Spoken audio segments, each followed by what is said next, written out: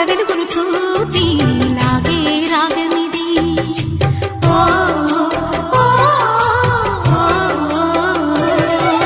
నీలో మమతల మధుని చూసి నాలో తరగని తహతహ దూకి నీకై తరగల పరుగులు తీసి చేరే వేగమిది.